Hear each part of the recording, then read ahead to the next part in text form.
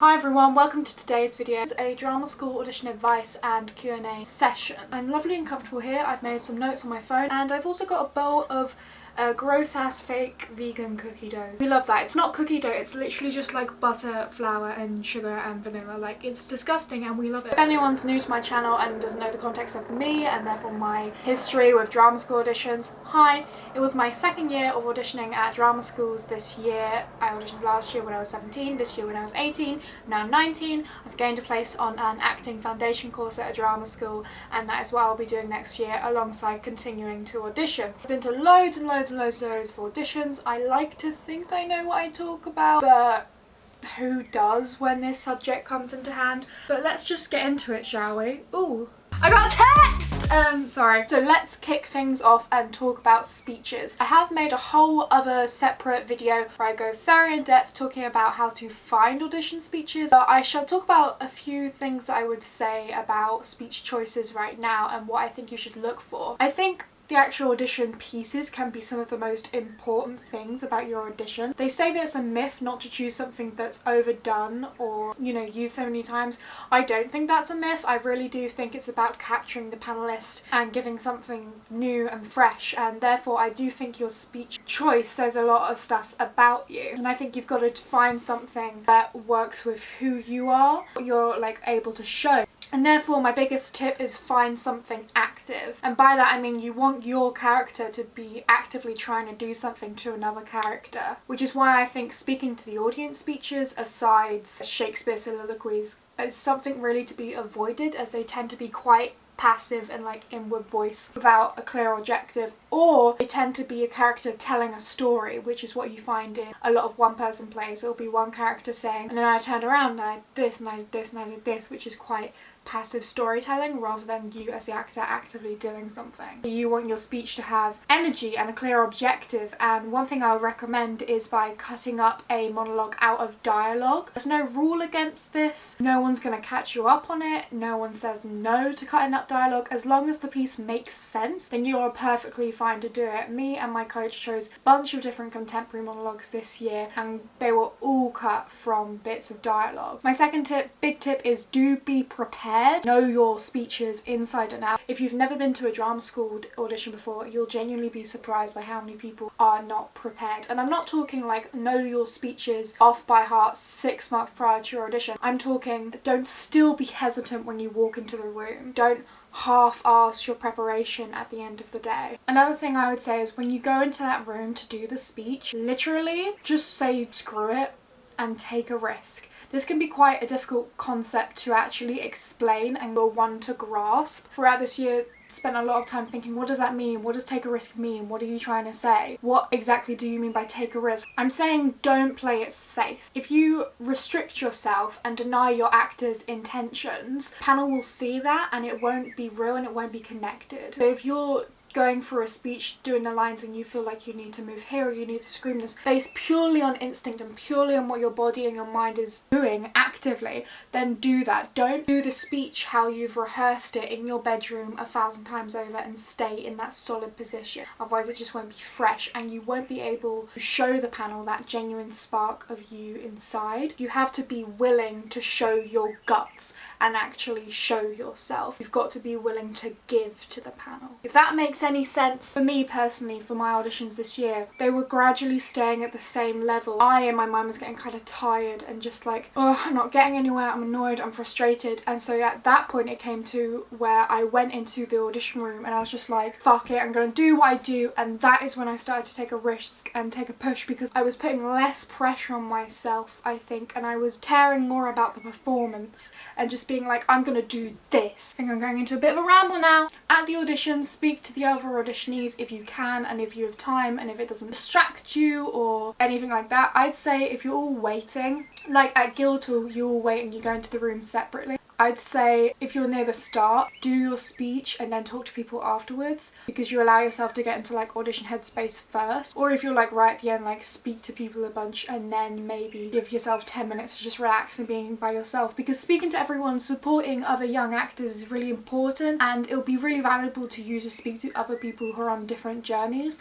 Just be yourself around people, don't try and be something you're not. And just to clock onto that, don't be afraid of not getting in. If you're in a room and you're on your 7th drama school audition, you've not had one recall, you've just been rejected by everyone, and you're sitting with a bunch of people at audition who have had several recalls, don't be worried, don't be scared, don't feel like, oh god, I'm shit, because, you know, so many people get rejected and so many people don't get in. And at the same time, everyone is on their own individual journey. Everyone is on their own path doing their own thing, and every school is different for every single person, blah blah blah.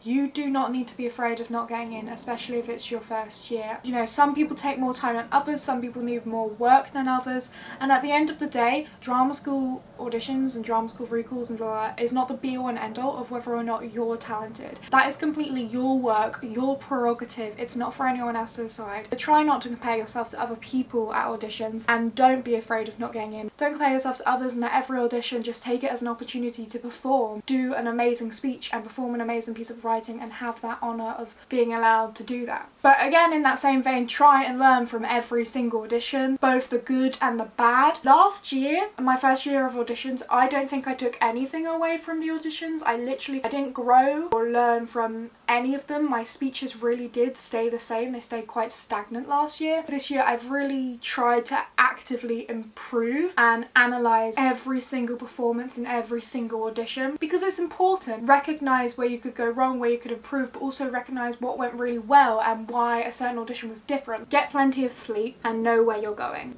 This is such like a basic obvious tip, like sleep the night before, but oh my god, it doesn't take me long to get to London. It takes me like 2 hours basically to get like most places in London, right? Central London. As a result, I never like, I'll like sleep around somewhere the night before, because, you know, it doesn't take me long. But you know, it does mean waking up at 6 in the morning. And as someone who doesn't have like a consistent scheduling or job or like school routine or anything, I'm not used to getting up at 6 in the morning anymore. I kind of made a really dumb decision this year of not staying at like around anywhere, because I seriously lack sleep. There are a bunch of auditions where I was just exhausted. Like my central audition, I was exhausted, like so tired, and that was my worst audition. If I were to do that again, it would definitely be stay there the night before, especially central, because you do have to be there early at like 8:30. You will regret it if you're exhausted and late. My coaching experience with a personal like one-on-one acting tutor or acting coach, I absolutely love my acting tutor. She's amazing, and she really helped me a lot this year, and she really helped me learn about me, my acting style, and how to gauge that and how to access that. And I really do think I have improved both within my acting skills, but also like confidence wise. So I would definitely recommend, if you feel like you need that insight, if you know that your speeches need work, or you just don't know where to start, and if you can afford it. Obviously coaching can be quite expensive, but you don't need to be with a coach for like whole audition process. Maybe just get them to look at your speeches a few times, work with you, to go to them specifically once to cover all auditions, and then maybe again to cover recalls, blah blah blah. But at the same time, my coach literally charged me less than my driving instructor did this year, and I can tell you now that my coach was far more worth it than my driving instructor was. What I would say in order to find one is, if you have acting tutors now, maybe you do like a part-time acting something, or you're at like a drama school sixth form now, or you're part of a youth theatre or something. A lot of those people will tutor at other places and will know other people, or themselves will coach at drama schools and they know people. Speak to them, see if they know anyone who specialises in drama school audition coaching or just coaching in general. Most acting coaches will tutor actors individually while also specialising with students and teach at drama schools. Like everyone's a freelancer now, so most people will teach at drama schools, teach elsewhere, blah blah blah blah blah. So speak to people like that, see if they know anyone, but also Google like drama school acting coach, this area. There are far more acting coaches in your area, most likely you don't even know about. And of course there's so many in London. I commuted to see my acting coach, based in central London, and it was pretty easy because I was already commuting to London to do other things and other acting classes. Like that's what I prioritised, because I think stuff like one-on-one tutoring can really really be beneficial and quite worth it, and it's not something to like be ashamed of at the end of the day. You're just getting one-on-one tutoring, whereas other people will get it in classes and stuff. And you're going to get one-on-one tutoring when you go to drama school anyway, and most of these tutors normally teach at drama schools. And that's another recommend. If you're going to look for a coach, see if you can find one that teaches at a drama school or is a panellist at drama school auditions, because they are going to have far better insight than anyone else, trust me. That's the tea. But I'll answer some questions now. Did you audition for any unis? No. There are loads of acting courses at universities, say Bournemouth Arts Uni, Bath, Kent, Chichester, Falmouth, they all do acting courses. Southampton, Solent, and a lot of the acting courses I believe try and like replicate drama school training. One of my big thing is hours per week. Contact hours. At drama school they normally guarantee you a 8 to 6 working day and like 30 contact hours a week. University, they can't guarantee you that. University degrees on average will guarantee for any course 12 contact hours a week and still charge £9 a year. And I'm not generalising the acting courses, because I know for a fact that the acting courses will obviously offer more. Film degrees at most universities offer more contact hours, but for me it's too much of risk and it's not worth it. But in terms of the actual training, that's one thing that I'm a little bit, I don't know, picky about. Contact hours. But no, I didn't audition for any unis. I considered it this year. It could completely change obviously, and I could be chatting out my arse, but those are just my current opinions. How many schools did you audition for? Last year I think I auditioned for 7, and this year I auditioned for 9. You can look at my audition experience videos if you're really interested on where I auditioned and how that went. What should you wear at auditions? Anything. I mean, not anything. Wear stuff that you can move in.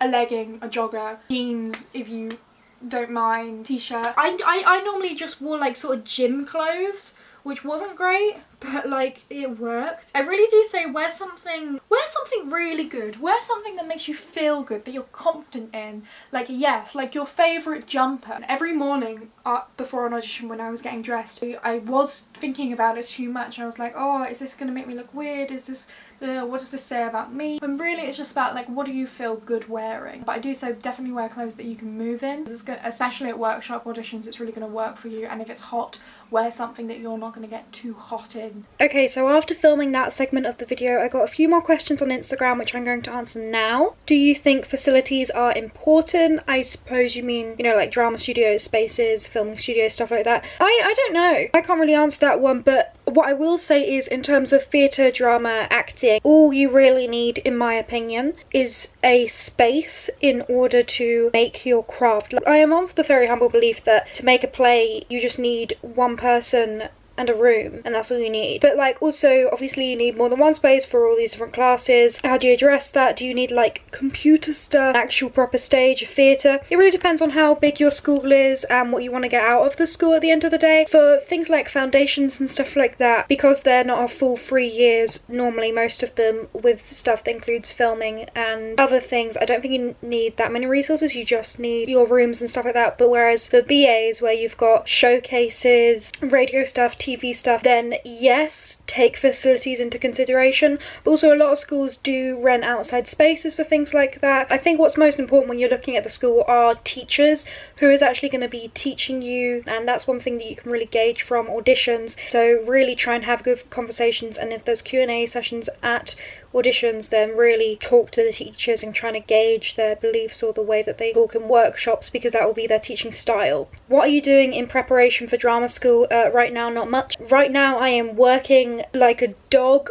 trying to get as many hours as I can to try and one, pay for the course, and one, pay for all the new clothing and shoes and stuff that I have to get for like dance classes. I'm also like actually training, like actually getting in the gym to try and just improve my stamina and stuff like that, because like in terms of cardiovascular strength I'm not very strong and I'm scared to be out of breath the whole time in those body conditioning classes. I'm going to make a whole video on drama school preparation, so look forward to that. What are the requirements for drama school? This is something that I think you got to do in your own research if you're interested in going to drama school, but in general not much. What most drama schools, all they require is the auditions. In terms of like qualifications and stuff like that, all you need to do is like speak fluent English, and most of them don't ask for like any A-levels or UCAS points or anything, especially not the ones that you apply to independently. Some, if you're applying UCAS, will ask for a certain amount of UCAS points because you have to apply UCAS and that's what they require, but most of them it's quite like low UCAS points. So if you've done BTECs or A-levels that will cover it easily. That may be a generalisation, I don't know. Have you ever felt as if your acting skills weren't great and doubted in yourself? Yes, 100%, like totally.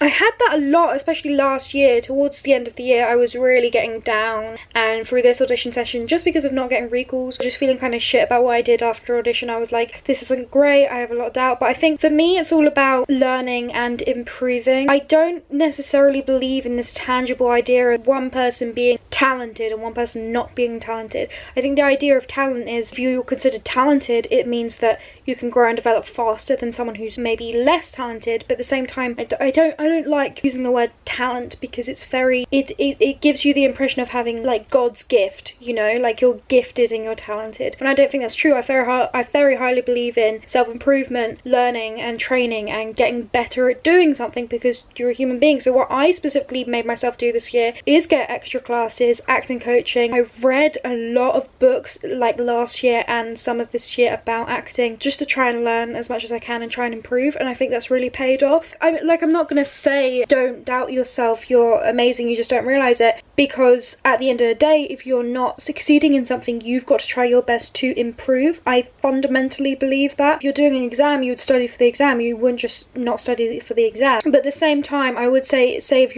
it's your first year auditioning and you're not getting any recalls, don't take that as you're awful and you're terrible and you need to really shed out thousands of pounds on extra classes, because it's all a learning process, you know, like you both learn from yourself and you learn from other things. And again, if you're not getting recalls, that does not mean that you are not talented, and that does not mean that you're not worthy of improving. Was it hard being rejected by drama schools? 100%. It's always hard. I think for me, weirdly, last year, my first year, it was a lot less hard being rejected, because I just genuinely believed I wouldn't get in last year. I set myself up for rejection very quickly. I think when I got rejections this year, for some of them, especially the ones with afternoon recalls, I was just like a bit annoyed, because I was like, oh, that's annoying. I could have done, like, especially because I think in some of them where I got rejected, I know that I could have done better, whereas other ones I was just like, I did my best, I don't understand what I was going to do. But that's just like the way things are. Like, you're never going to know exactly how things go in an audition, and if you feel like you did something amazing and you really discovered something in your speech, but you didn't get into an afternoon session or a recall, then that's fine. Schools look for different things. Shockingly, it's not all about you. So it was difficult, but it's never like stopped me. Like towards the end of my auditions this year, and I was getting rejected from everywhere, I did mind, but I didn't mind, you know, like it's not like I was going to change my mind and do anything else. It's something that I think you can really learn and grow from. Just always take it as a learning curve. Okay, so those are all the questions that I got. I really hope that you've enjoyed this video. I hope that my advice has done something for you in a beneficial way. If you enjoyed this video, if you want to learn more about acting, about me, about theatre, then please subscribe for one, and also follow me on Instagram and Twitter if you want to hear updates about me and about my journey in this theatre, lovely acting life. Or if you just like my face, then follow me on Instagram. I'm sure it'll be a good place to see more of this. Thank you for watching. Please like and subscribe, and good luck also if you are auditioning next year. Okay, cool. Thanks. Thank you for watching. I'll see you soon.